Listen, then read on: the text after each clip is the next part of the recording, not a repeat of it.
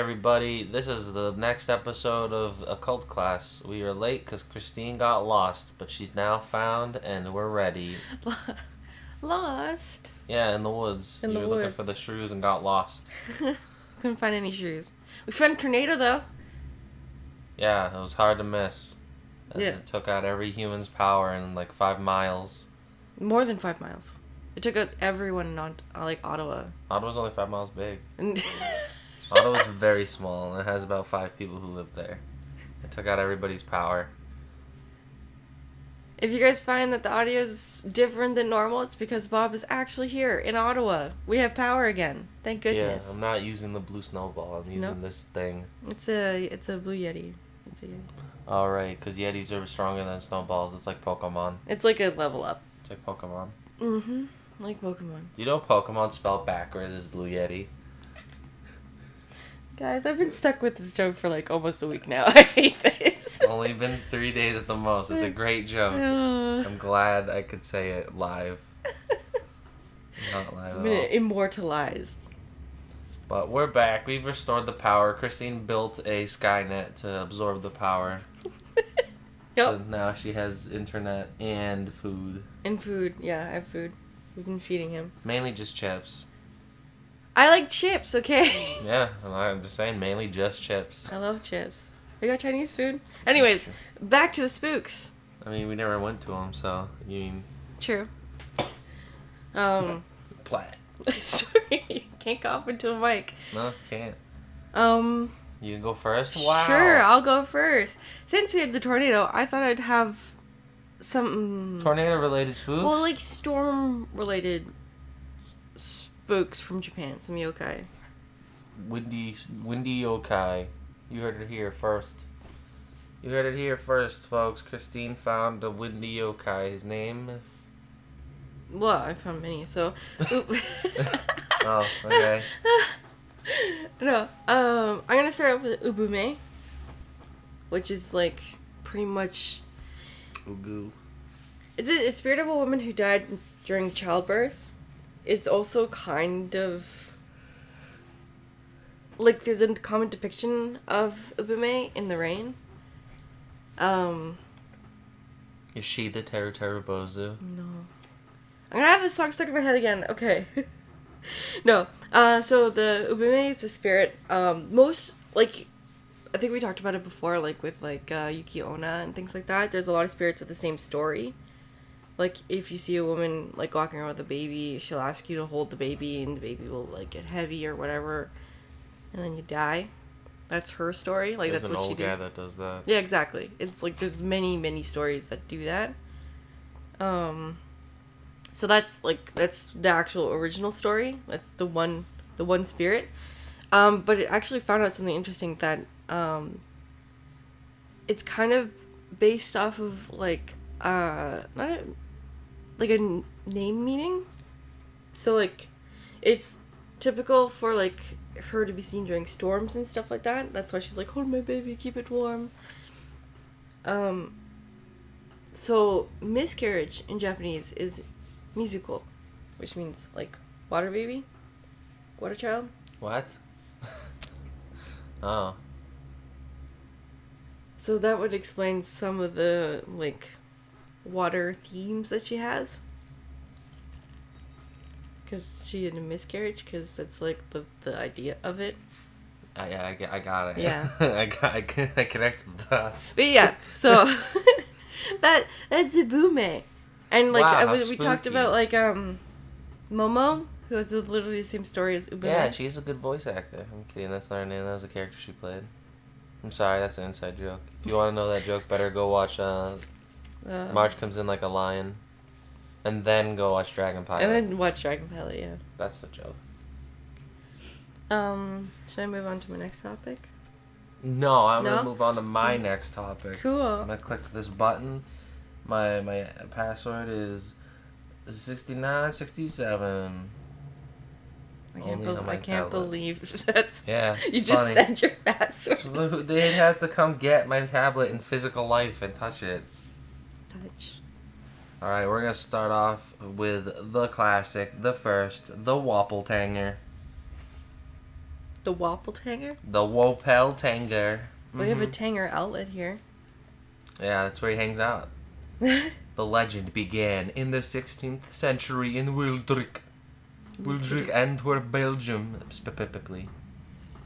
A farmer found an enormous parsley cabbage in his bed.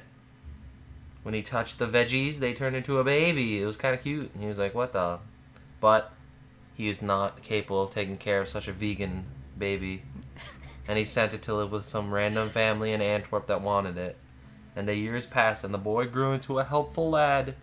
He even saved an old lady who was thrown into a river quite comically. She gave that baby boy, he's more like a lad now, the power to shapeshift, because that's how old people roll. And he began to stay in a tall shape, because it's cooler to be tall, and everybody gave him the nickname Whapper, because Whapper means like Slenderman or something, I don't know. Then he became a water sprite, because why not? He lived near the sea and the rivers and the canals. Now he plays tricks on women to get their breast milk for some reason. That was weird. He teases the drunks. He cheats the children when he plays games, and he laughs like the devil, so...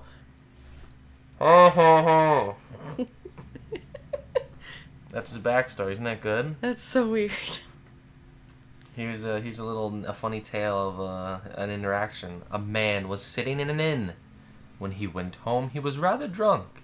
He heard footsteps behind him, turned around and saw another man. The drunk stopped. So did the other. The drunk ran away to his home, but he was followed.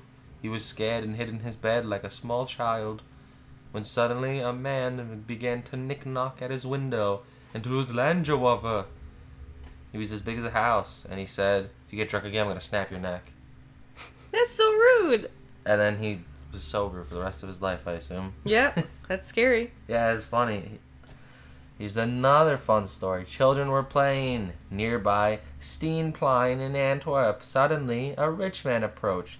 He handed out some candy, and the children followed him for a while. Suddenly, the rich man disappeared. The only thing the children heard was that spooky laugh. Ho, ho, ho, ho. And they realized it was the Landjawapper. He's basically the scariest trickster you'll ever meet, because he might steal your mom's breast milk. Gross. Yeah. That's a very strange trait he has, but it's true. And the final, most complex, amazing tale I found of Landjawapper. Are you ready? Mm-hmm. It's about Stans van Gansken, a wheedling woman. She hid aside a place in Antwerp where mothers could abandon their newborn babies. Stans haggled the woman who showed up to give her a large amount of hash money. But Stans would tell everybody that she knew about the child abandonment, so everybody had to pay her. So basically, everybody's throwing their kid out next to the river, and this lady found that and is sitting there and goes, I saw you better not pay me so I don't tell anyone. Jesus. And they're like, well, I guess. One baby that was tried to get rid of. Can you guess what happened? You're right, it was Landjawapper in disguise. Oh, it was an Landjawapper disguise? Yeah, he wasn't the baby at all. He turned into Landjawapper. And the lady who was getting the hush money, he beat her so hard she'd never forget it. So sometimes he's like an anti-hero. Yeah. Sometimes he's just like, I'll he's do what like, no one else will. You sneaky snake. He showed up and beat that lady so she'd never forget it. And then he never showed back up at that place. It's pretty good. And I actually lied. I have another secret story about the Landjawapper. Oh, yeah? This one is a woman. She had 4 lovers. There's a lot of lovers. She trumpeted around that she could even handle a 5th. One evening, she invited the 4 lovers one by one in her house. Do you think it's like polyamorous?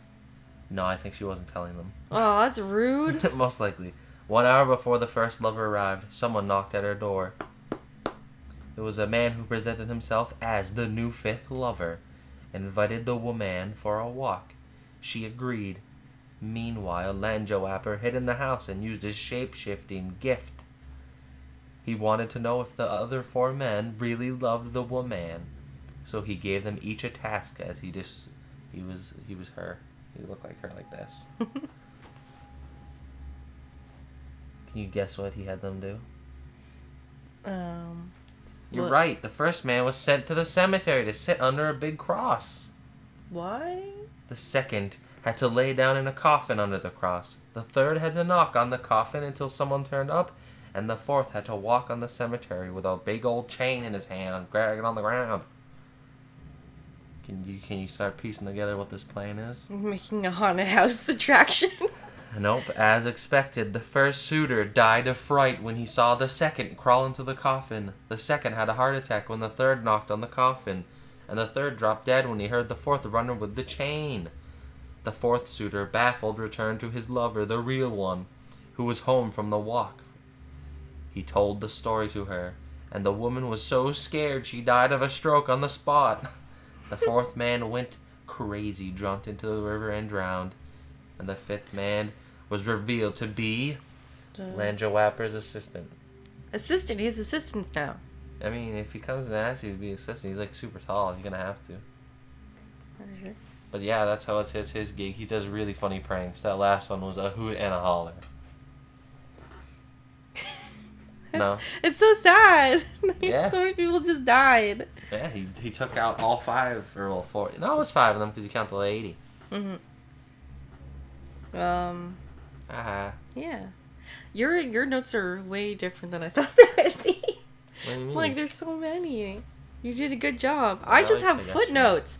Because I just gotta go off my memory of these things. I used that cool website I used the last week too, but because I'm in Canada, I don't remember what it's called. I'm sorry. Yeah, you should be, you damn Canada. Did you know in Canada, every single foot you walk, there's another pile of poutine on the ground? That's not how that works. You can't lie anymore, Christine. I saw it with these eyes. Oh, I should take you for poutine today.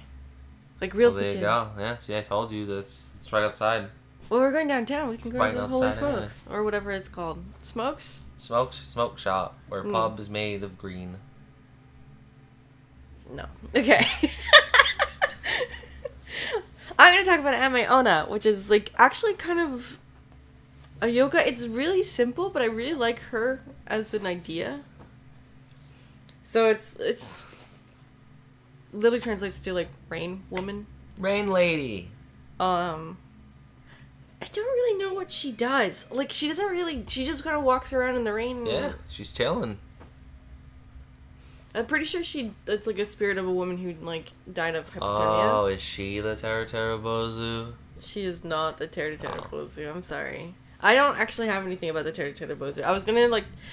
There's a song, guys. There's a Teru Bozu song. You'll have to save that for next time when you look up the Teru Bozu. I'm not singing it. You're gonna have to save that for next time when you look up the Teru Bozu.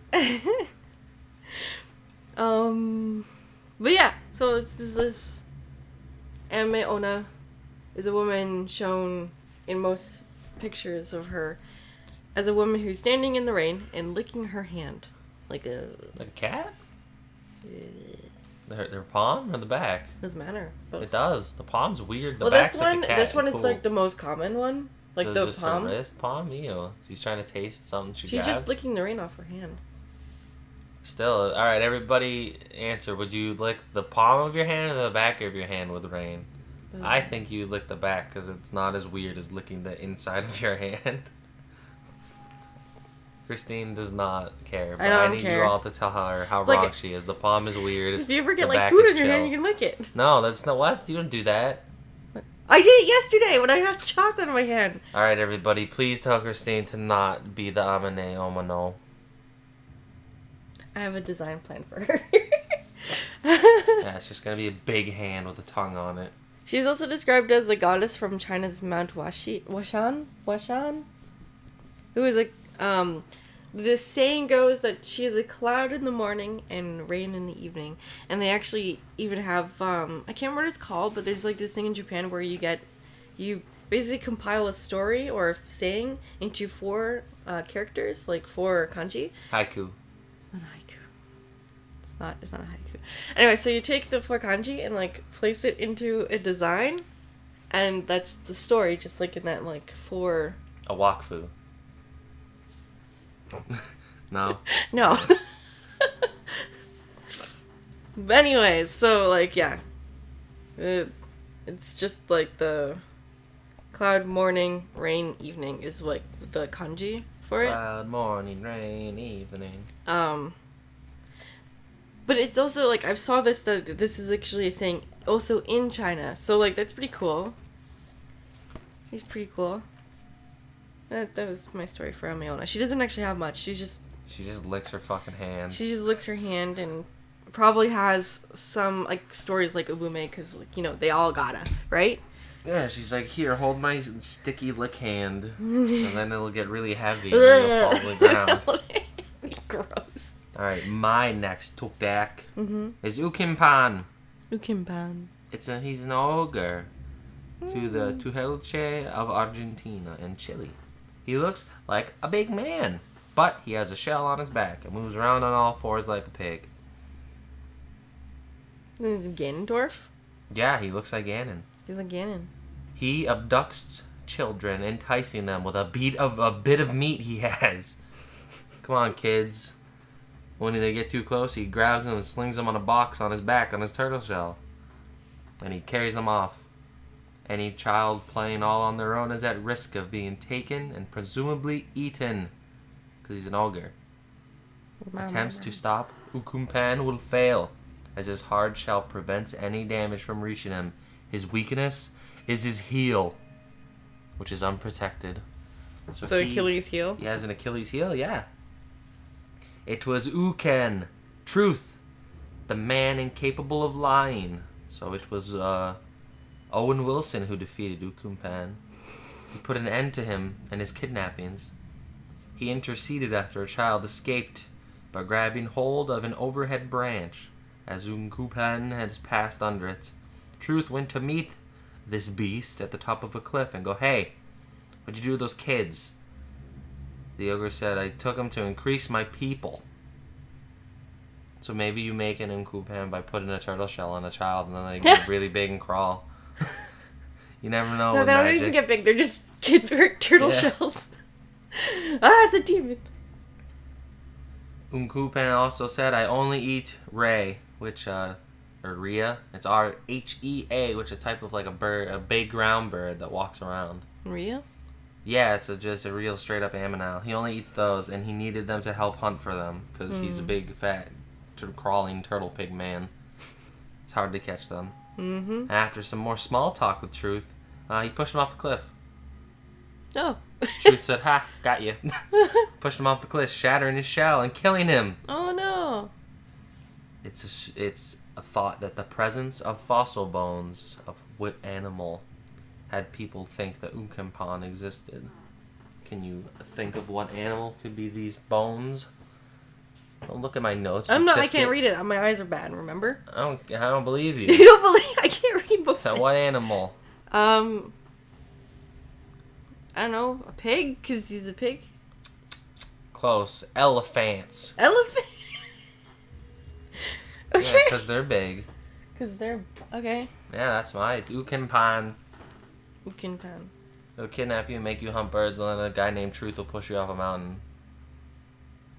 Okay. Sorry. What? What are you doing? Forgot about something. What'd you forget? Do you need me to do my next topic while No. you remember what you're forgetting, or did you remember it fast enough? It's... Sorry. It sounds like you did not remember it fast enough. No, huh? it was I'm trying to remember because there's like a bunch of things. Yeah. Well, party people, I guess this is the part of the episode where Christine pretends like she's trying to remember something and she looks up her email. Okay, no, I was right. Because I was like, okay. So, I was going to do Fujin, which is the god of wind in Japan. But then I'm like, wait a second, doesn't he have a brother? Like, isn't Raijin his brother? And it's true, Raijin is his brother because they make storms together. Raijin is the god of lightning. And I don't remember this because of freaking Inuyasha. Teen Titans. Inuyasha. What? Teen Titans? There's that one episode where the Thunder and the Lightning brother come down and they get into a fight on the Titan Tower. I don't remember that. Oh. I don't remember that. Well, I get 1 point, 1 cookie for remembering. You ate all my cookies. I know. So I said I get one. one cookie. Sorry. Reading some cute stuff. So Fujin is the god of wind. He's depicted with having like green skin, red hair. He wears leopard skin clothing. I don't know. It changes. Kind of looks. He does look like an oni, which is super cool. But the description of him was like wizard-like, which I don't. I mean, I guess like he looks like he does magic. I guess because he would have to, because wind. So he also carries a bag of wind. Like it's a bag of wind. That's what he. Like that Greek guy gets. What? So, anyways. What? You gonna bring up the Greek guy? Yes. Oh, damn. He's actually one of the oldest Shinto gods. The Greek god Boreas also has a bag of winds because in ancient times, for some reason, Buddhism and Greek mythology mixed together, and then they mix gods. So it's like they took they stuff. found each other. They're like, damn, this is some good shit, but its name's stupid. Let's change it. So they have similarities, which is super cool. I actually did not know that. Because I remember going, a bag wins. Isn't that Greek? And then it's also Buddhist, which means it's also Shinto. Dang. So it like literally passed down. And his brother Raijin, which is, everyone kind of knows about this one, really. He's a god of thunder and lightning in storms in Japanese religion. He has a taiko. He plays taiko. Taiko drum. Mm-hmm. The game. Taiko Master. Yes, exactly. Yay. I just read something cute because it's like some Japanese parents tell their children to hide their belly buttons during thunderstorms due to the belief that Raijin is sometimes credited with eating the navels of or abdomens of children. That's not cute at all. That's so freaking funny. Hide your belly button during a thunderstorm. It's so funny. Jeez, that's a weird one. I love it. So I didn't think I would talk about Raijin, but he's here. He's here for just a sneak peek because he eats bellies. Yeah. I was thinking, like, why would everyone know about Raijin? Because, like, Raiden from Mortal Kombat is Raijin. Oh, he is. There's also I think there's an electric monster called Raiju in Monster Hunter, maybe. Yeah, there's, again, it's all depictions, all things. You know Raijin spelled backwards is thunder. It's a good one. It's a dinger. You're silly. Okay, so that's all I have about the gods. Of the lightning and thunder and tornadoes. Thunder. Yeah. Alright, well I'll whip out into my next pig-shaped one, I think. Is that what this is? Yeah. Bungurunguru. Bungurunguru. According to the mythology of the Solomon Islands, there was once a time when the waters flooded the earth. The Great Flood. The Rarura. I can't say that, and I don't care. Engulfed all the islands. You can't read my notes while I read. Even the 4,000 feet high San Cristobal Hills. Those drowned in it turned into stone pillars, which can be still seen at the Moata. It was Umaro, leader of the Maura clan, who saved his people by taking them a sacred stone and pairs of all the animals on board a great canoe.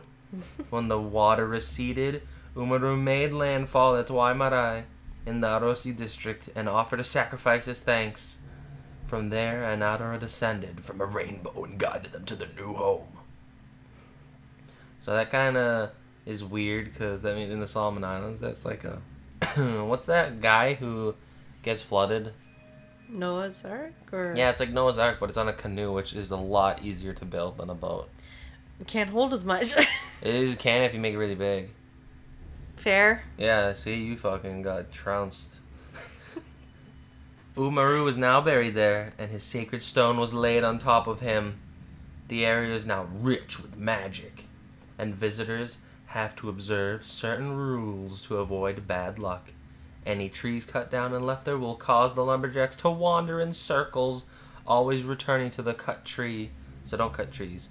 If there is a rainbow above the river, it cannot be crossed without making an offering. Names have particular strength there. Ropes cannot be called Ari, but instead must be referred to as Kuni Kuni to let down, otherwise snakes will be summoned. Oh!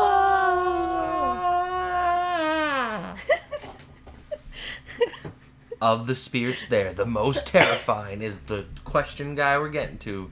Bungurunguru. Bungurunguru. Which translates to the pig who grunts. The demon pig of Umaro. He takes the form of a huge boar with ama ferns growing on his big flat head and a buzzing nest of hornets located under his chin. Ah, that guy. Yeah, he leads a herd of boars, all of them also, Bungurunguru, through the forest, goring and trampling anyone they find. The appearance of a Bungurunguru foretells death. If the entire herd enters a village, everyone there will die. The boars get smaller and smaller as they approach a village, finally sneaking in as the sizes of mises. But they are no less deadly. If one hears the Bungurunguru grunting and mentions that there must be pigs nearby, they are immediately surrounded by hundreds of venomous snakes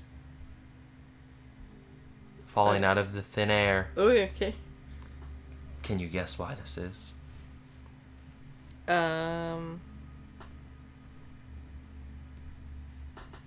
We already talked about snakes, though. Right? Yeah, sure, whatever. You didn't really try all of that, huh? No, I'm just thinking, like, was it the last thing that we talked about snakes, or No, this one? Because the Bungurunguru has standards and objects to being called a pig. So you just summon snakes? Yeah, don't call me a pig. Don't call me a pig. I'm Summons summon snakes on thousands you. of snakes from the sky to fall on you and bite you to death. Because he said no. What happens if they're like garter snakes and they're not? No, he summons poisonous ones. That's really rude. Garter It snakes is. are cute. It's rude to call someone a pig. Was he a boar? Yeah. Oh, I see. He I has see. standards. You can call him as he pleases. Sure. Which leads me to my final pig. A quick little one. The Ookempan. Ookempan. A massive quadrupedal ogre, again from Argentinian and Chilean Twelche folklore. He looks like a pig, but with impregnable solid rock all over his body in chickadee chunks. He has no soft spots or weaknesses, and he preys on children, luring them with meat Again? before carrying them off in a device on his back. A device? Yeah, much like a box. So, as you can tell, in many folklore areas, instead of having one beast that has all of the same exact details, they have many beasts with the exact same details and different names and looks. What? Almost like a Ubume. Yeah, it's really funny. So he tricks them with the meat, and he takes them into the jungle and he devours them. Attempts to thwart him have failed as he is impervious to conventional weaponry. But once, Ookempan abducted an older child who had the presence of mind to hold an overhead branch and escape, just like the last story. And while Ookempan sought the victim and screamed for him to return, "Child, I want you, come back, what the heck?" He ran back to his village. There, a mare was butchered, as the Twelche do in emergencies, and its skin was stretched out on the ground. When Ookempan trundled through in pursuit of the boy, he slipped on the stretched hide and fell so heavily that his stony armor rattled. Ookempan started to cry in defeat, cried so hard his tears caused a flood that went up as high as his teeth, and he never bothered them again because it was embarrassing. Yeah. That's so funny. Yeah, that's a good one. He's like, Oh, that was sad. it fell over and my clothes rattled. Don't snot into my pillow. Oh, I was breathing in. But that's what happened to the pig. The Ookempan. Ookempan. Those are my tales of spooky ghosts of days gone past, and every single one of them was true. Oh, true. I see. Mm-hmm. Mine weren't true. Or, I don't know. They're yokai. Who knows, really? True. So, yeah. We have no spooky stories to tell.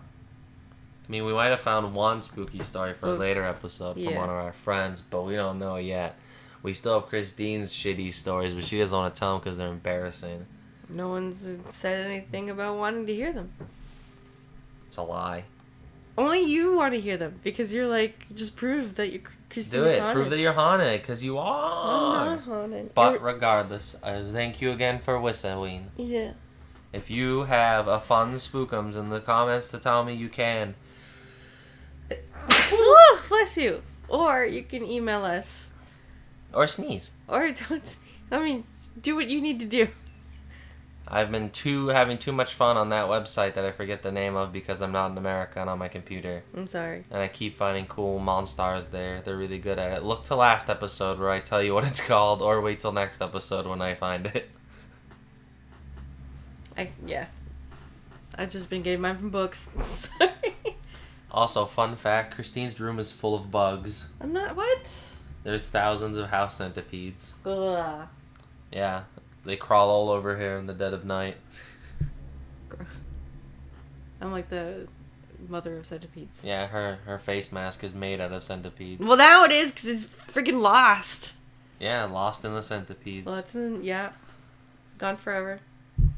Thank you for listening.